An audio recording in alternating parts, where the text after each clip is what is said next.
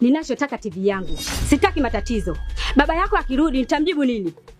Mama, kumbuka pesa niliokopa sijatumia peke yangu. Hata mimi vitu vangu vya dhahabu viko wapi? Si vimechukuliwa? Mimi sihitaji kujua. Ninachotaka TV. Baba yako akirudi nitamjibu nini? Au unataka nipate matatizo yaliyokukuta wewe? Mama, leo hii changamoto yangu ndio imekuwa fimbo kunichapia. Wewe mara ngapi nilikuwa nikikokoa kwenye vimeo vyako vya mikopo kipindi nipo kwangu. Leo hii nimeacha unanisema wakati hata umechangia.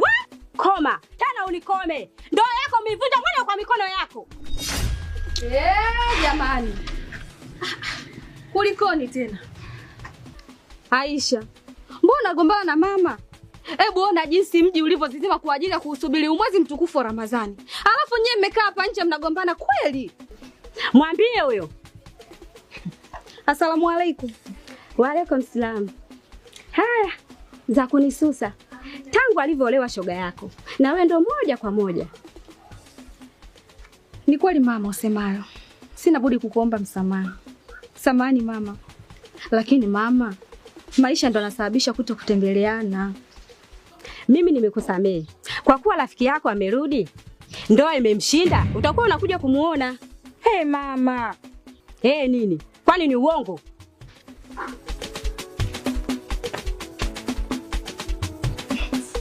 Haya za siku.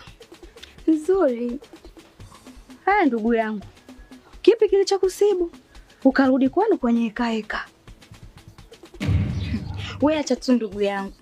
Ndio imenishinda. Najuta mimi.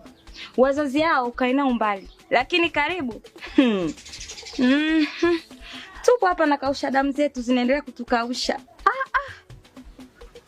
Bado muogopi na mariba mwezi mtukufu wa Ramadhani jamani? Kweli nyie kiboko. Muhindi ataelewa. Ukimwambia mwezi mtukufu wa Ramadhani, Mungu mwenyewe atatusamehe tu. Hiyo nalo neno, cha msingi maisha yanaendelea. Kabisa. Ndio maisha yenyewe lakini hata sishangai. Kwa shoga yangu karibu ndani.